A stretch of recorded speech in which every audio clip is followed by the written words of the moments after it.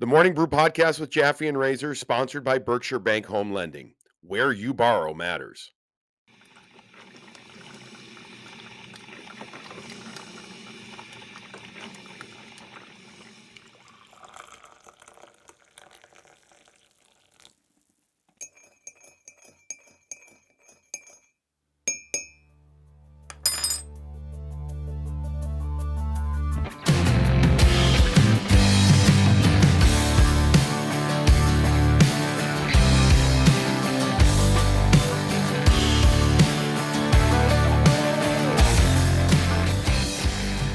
What a road trip. Oh, my God. What an amazing road trip as we welcome into Morning Brew with Jaffe and Razor, presented by Berkshire Banks. Today's episode is help made possible by our friends at Fazenda Coffee and also at the Omni Boston Hotel at the Seaport. We'll talk about those wonderful people in just a little bit. But Razor, a road trip that was the overtime trip that has been a conundrum for the Boston Bruins this season. Starts out no wins, no losses, and 3 OTLs, 3 loser points, as we'll call them, right? Yeah.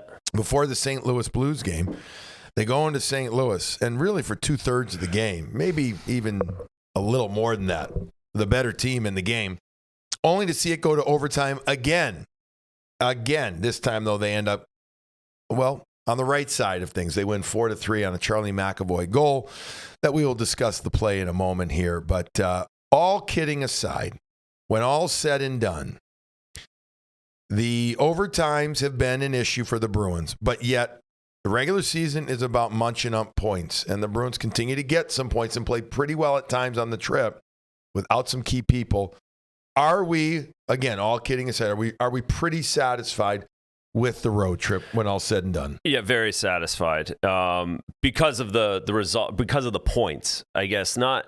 I think there's certainly things that need to get better. There's certain plays or certain areas, but I think if you just see the perspective of having Carlo out, which is a huge piece. And even I'm going to throw Forbert in now that Carlo's out. I'm going to throw Forbert back into the mix of having him not in the lineup, even though he's been out for a while now. Patra, Allmark, the travel, the teams they're playing. Really good road trip, and more importantly, really good first half of the season. I mentioned this a couple times on the broadcast. I think this is really important for everyone to really recognize is that the Bruins have now played 6 more road games than they have home games through 42 games in the season. So that's quite a big difference. They're going to get all of that difference back here in the next month and really look for the Bruins to make hay on home ice. I don't want to dovetail too much into this, but I want to address it quickly or ask you about it, though. Look, it's a lot of road games, right?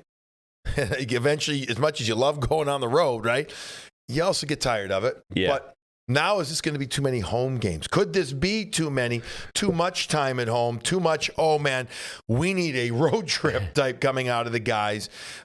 Because there's a cadence that players they love being home too because of the home crowd, family, etc. But sometimes too much is actually a negative. Well, I think the bonus is they have the break and the All-Star break in the middle of it all. Mm-hmm. So you have 5 games right now, I believe, then 2 on the road, then the break, then come back for 4 or 5 more. So I think that saves that cadence a little bit. I also think that they need to recharge. I think that's obvious when you watch them with some of the breakdowns we saw over this break are more mental or more thought process. And I think being able to be at home, you get more practice time at home, you get more video time at home, you just get more time in general to actually work on your game when you're at home as well. And a day off at home. Correct. Is different. Now, it can be tough for guys with kids, and that, again, we're not being smart asses here. We're saying, because you want to do so much with them, you're so busy with them. But a day off at home, if it's really a nice, relaxing day, is a lot nicer than a day off in the hotel on the road, which, yes, is, it's nice because it's quieter, et cetera, but there's a different feel to it. Everybody loves 1 or 2 days on the road off. No question. Yeah. It's glorious. But when you get to be too many of them, after a while, you yearn for the comforts of home. Yeah, it's been a lot. It's been a lot the last month and a half, all the way back to Thanksgiving. So we dovetailed. Okay, I think we're that done. just all the way back to your the question. The answer is yes. Really happy with where they're at. Really happy with them grinding out 2 points tonight, and really impressed with how hard they're and committed they are to getting points. Through 42 games, the Bruins' record is 25-8-9. They're scoring over 3 goals a game. I don't think we expected that. They're giving up a little more than they did last year. I think it's about 2.8 now, 2.7, 2.8, but compared to what was it last year, 2.2? Yeah, if that. 2.2. It was crazy last year. So, I think we're both saying, all right, the injuries can't be you can't look past them. Not having Carlo, not having Forbert, they didn't have Zaka on Saturday night under the weather. We'll see. No idea. No details, no descriptions if it was upper body ailment or lower body ailment. But we'll see how long he's out for. No Matty Patra. Yeah. All right. Good news. Allmark already back on the ice on Saturday. Yep. We talked about it on Ness and Pre.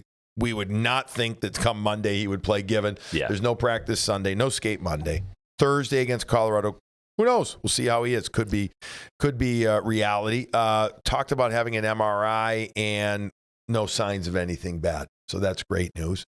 Carlo, we don't know what it is. We knew that he was going to miss 3 more games when he was put on IR. So this ends. He could, I guess, come back Monday, but I'm guessing no, he can't actually. No, it was he can't. Tuesday, right? Tuesday, yeah. Tuesday. He could come back Tuesday. We know he's out Monday. We have no idea about Matt Patra. No, been radio silence on that. On that one there. It's easier to do on the road, right? With all that said, before we talk about Marchand, Coyle's performance, Charlie McAvoy's performance, especially against St. Louis, guys that needed to step up. How about Jesper Boquist? Loved his game. The last couple of games, he has looked like a much more comfortable, much more influential player that I don't know what got through, but something's gotten through Razor. He's come through because he has stepped up and he's made himself now a viable option, at least for after these couple of games for this team. Yeah, he has a top 6 thought process. He has the hockey sense. Couple of the plays he made with David Pastrnak, David's moving it back to him, which means they're on the same page. If David's passing to you, he believes in you and he feels like you're in the proper position. I think that's a pretty big compliment. He had good flow through the neutral zone this whole trip. You notice him when he gets a little bit of space, a little bit of open ice in front of him. Really, really solid performance these 5 games that he's now been called up. And goal and assist in that time. Yeah, and you start looking at, maybe he's not a 4th line banger, but he's someone that kind of like Heinen, where you can kind of move him around and he's efficient and can make a play here or there that changes periods, shifts, games. Yeah. Nice to see. Again, you're going to need the depth. He views himself as an NHL player, and, he got sent down to begin the year and was in Providence and did pretty well down there. And so earned a call up, and now, again, he's being more impactful. Speaking of making an impact, couple of guys in particular against St. Louis that were very impactful. Brad Marchand gets 2 goals. Charlie McAvoy gets 2 goals, including the game winner. Charlie Coyle, incredibly noticeable with how he moved around the ice, how well his stick work was. David Pastrnak he's always influential in the game. He makes a gorgeous pass over to Marchand for Marchand's 2nd goal of the game. Pastrnak ended up having 2 assists in almost 21 minutes of ice time, but it wasn't a typical Pastrnak game, right, where he's absolutely unleashing the barrage of shots. But those guys, their leaders led. And Swayman. And that's it. So where do you want to start? You want to start with the offense, then go to Sway, the All-Star? Where do you want to go? Yeah, let's do that. It starts with Marchand. It continually starts with Marchand in this way. And yes, David is the offense guy. He's the finisher, but it's Brad and how he gets his feet going at the start of these games and how he shows energy as an older guy, as a leader. Just in all that he does, whether it's getting in on the forecheck, whether it's stick on puck, whether it's shooting pucks, whether it's getting his line mates into proper positions, or the other night challenging Keller and going after a guy like a younger guy at different times. So for me, it's just Brad being just a great leader and recognizing. I think the start of the year, he's kind of feeling his way through. I think he knows now that at these certain kind of games like tonight, are when he really makes his hay with the C on the jersey. Previous 4 games, he had 2 goals and 4 shots on goal. Both goals came against Colorado, a performance that we've talked about on last Morning Brew.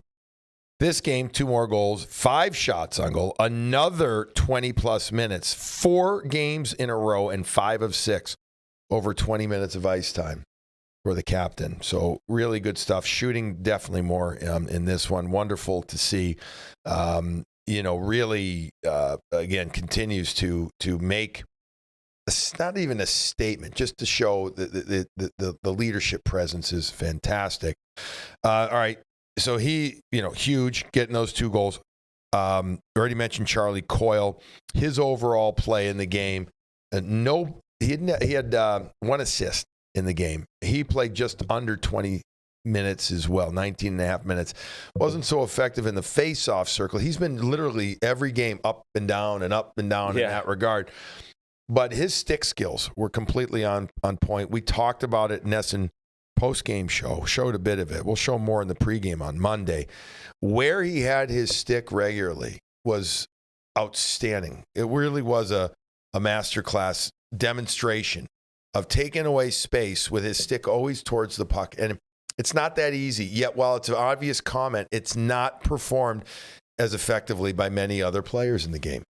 No, it isn't. They were a first line. They were a National Hockey League first line tonight. Mm-hmm. And that was Coyle being that centerman on the first line, and Marchand, of course. Charlie was moving his feet. He had stick on puck. He was in the front of the net winning battles, and then he was above the puck in most situations when Marshy and when DeBrusk or Pasta in the second and third were winding down low. He was being that defensive structure that they need as well. He was awesome as well.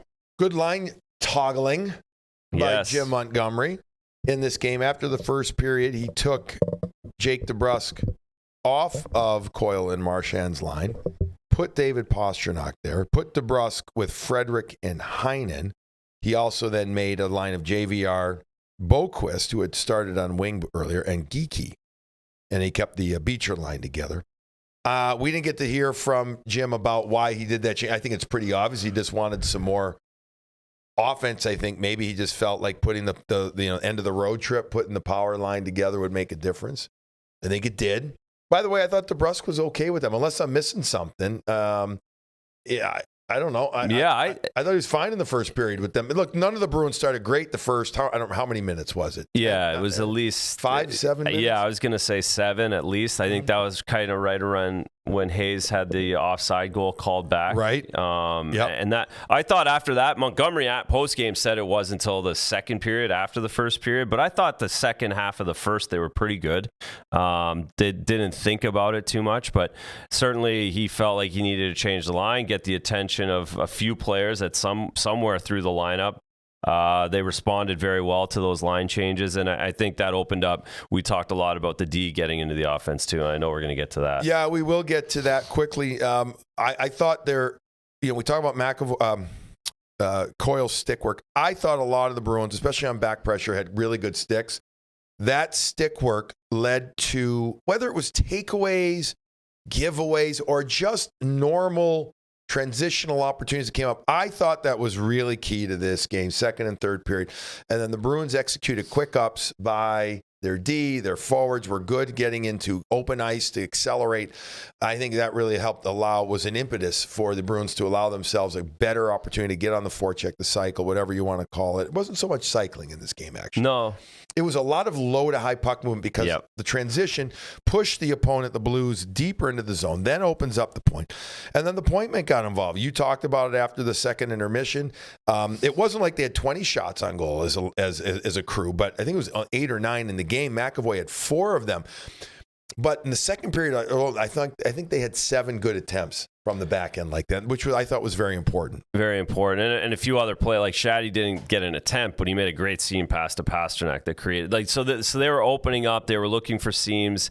And I think a lot of it too, right, is without Carlo, without Forbert, they can't spend as much time in their zone as they were earlier in the season, where they were kind of okay with that, and they would stay in their structure and they would try and create offense that way. They have to do it a little sooner, and I think they did that. And I think also what happens when they use the points and the points are getting pucks through and they're making seam plays, that's a pretty good way to be defensive as well, because that puck's always going 200 feet and they're not turning pucks over higher in the slot, higher in the zone, and they're also not getting out on the rush and going back and forth. So I think it was it seemed as though they made a poignant effort to be better at it, and I thought they did that. And when they do, it is very noticeable how much more time they spend with the puck, yep, and how much more offense they create off of plays like that. Yeah, and I really like the way that they supported each other and created good passing lanes, little things like that. I think it's little, but it's big. Look, they actually had some pretty good chances against. I'm trying to get back to that godforsaken late Vegas game that feels like 2 months ago. It is. But at times they were, that wasn't a very exciting game, by the way, that Vegas game for a while. Third period got a little going, overtime. Well, I guess if you're a Vegas fan, it got going. But I especially with the makeshift crew that they have. I mean, at one point in this game, on the PK, they had to use Grzelcyk and Lowry. Mm-hmm. That's neither of those guys' forte. No. So there's a lot of makeshiftness, if there's such a word, going on right now. And you've made the point, you've got to take that in consideration, just understanding where this team is at with regard to results and with where they are with regard to performance. But a lot of other teams are going through it too right now. Of course, there are. And that's why you see most teams 500, that because they're fighting through that. And that's why just being that one or two extra games over 500 and being where they are in the standings and keep banking points is so important, because every other team is going to go through it if they aren't right now. But there's a ton of injuries in the league right now. They're all across the league. Like, everyone's missing stars, and New Jersey's one of them we see in a couple days. That being said, it's still uncomfortable. It's still uncomfortable for the coaches to put those guys in those situations. It's uncomfortable for everyone on the ice and the players that are recognizing that there's players out of their comfort zone. And those are, in the National Hockey League, guys make you pay. And that's what we see we saw tonight, certainly. So it isn't easy. And that's another reason to give the Bruins some credit for how they've gotten through this road trip. So that might be uncomfortable, but do you know what comfortable is? Oh, I'll tell you what comfortable is. Can't wait. The Omni Boston Hotel at the Seaport. You know what's comfortable? I could use a hotel at the Omni for 3 days right now. Yeah, I could use a roadie. Hole up. Yeah. Just hole up in that room for 3 nights in the Seaport. The rooms are gorgeous. Staycation. It is. They are gorgeous. I'll tell you what else is comfortable. They got great amenities there. They got spa, state-of-the-art fitness center, indoor pool. They got Boston's only 24 art museum on site too. It's a great place. The Omni Boston Hotel at the Seaport is in that fun area too. It is. There's always something to do. And by the way, that hotel is the Morning Brew with Jaffe and Razor preferred hotel partner.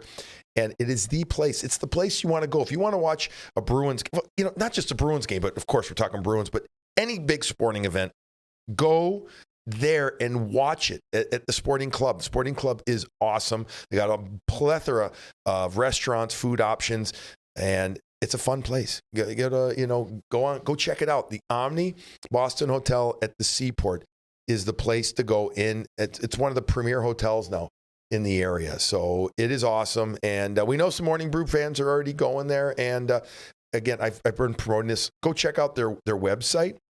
And holidays are coming up, like Valentine's Day, holidays. Is Valentine's Day a holiday? No. To some. That's a good point. Not to this desk, but to some.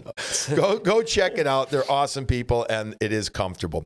Fazenda Coffee, FazendaCoffee.com/Morning Brew, the place to go for all great coffee. The Morning Brew Traveler mug there. They do such good stuff. So many different blends, so high quality. It's Boston's boutique roaster. You can find them at Whole Foods too, wholesale. They're also in many places. or I should say for retail there, and they are in many restaurants and coffee shops around. Fazenda Coffee has been a major partner with Morning Brew with Jaffe and Razor for a while. Go check out fazendacoffee.com/morning brew. How about the All-Stars for the Bruins? We knew that David Pastrnak was going, but today being Saturday, Jeremey Swayman officially announced, voted in, and also head coach Jim Montgomery gets in again because Florida had lost. So they get the winning percentage. The Bruins at this point get in, and Bruins get in. Montgomery gets in as the Bruins head coach again. So congratulations to all those guys. But, well deserved. And there was some wondering if Linus Ullmark would also get in on the fan vote. Didn't. Saw, what was it, Bobrovsky got in. I don't want both of my goalies going up there. Especially one that who knows what he's battling. Yeah, but no way. No, I'm with you. But Swayman's so deserved of this. Yes. Deserved. Yeah. And what a great experience for him to be able to go and be around all those superstars. He certainly deserved it the way he played last season, the way he's played this season for this team. The saves that he's made on a nightly basis, it would have been disappointing if one of the goalies wasn't going the way they've played thus far for this Bruins team. And Swayman might as well be Swayman. Might as well rotate All-Star games too for this group. Allmark last year, Swayman this year, Allmark next year. And these guys really deserve how they've kept this team in so many games this year. Swayman's going to get paid. I know. He's going to get paid. It'll be interesting how long he gets paid for, and how many show me deals he wants to do, and what kind of security he wants. Fortunately for him, the best, most fortunate part for him is the cap going up, and there should be some breathing room around the league. It'll be interesting. It is going to be. It's going to be interesting. Well, speaking of interesting, let's go back. Let's talk Charlie McAvoy. We, especially against St. Louis, we didn't talk about this. He had a great goal, driving down middle lane, skate the stick type play, gorgeous little play. Folks, if you haven't seen it, just go see it. Slow it down if you can. Just subtly gets the puck off the left skate and puts it on to a stick and shoots. Was it Boquist that passed to him? Yep. After JVR pushed the puck wide and opened up middle drive. And then he scores the overtime goal. Was that a penalty on Pastrnak? Yeah. It wasn't called, but yes, we were both very happily surprised. We'll just flip it. If that was David Pastrnak flying through the neutral zone and Thomas tripped or got in the way, got in the way of the same way. And if his leg happened to get in the way, went down and had a 2-on-1 the other way, we'd probably be calling for the penalty that way. Or we would be. Somebody would be in Bruin land for sure. So again, that's part of the game. You win some, you lose some, you get some, you don't.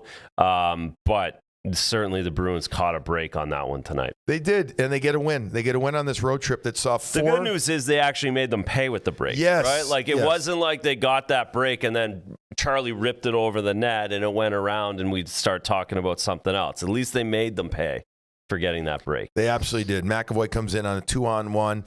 We had looked at it, and Kyrou, to his credit, made a really good back check. And there was no way for Pastrnak on the 2-on-1 to open up. He was a righty or is a righty on the left side. He would a lot of times like to open up for a one-timer, but there was not enough space for him to do that. He was going to try and do the old sweep wrister if he could. But McAvoy recognized that the back pressure was there. He said in the post-game interview that with some reporters that he didn't have the space. He brought it into a really good shooting angle and then went high over the blocker's side, and Bennington couldn't stop it. It was a really good shot, a really good goal. So the Bruins end up going 1-0-3 on the road trip. They get 5 of a possible 8 points.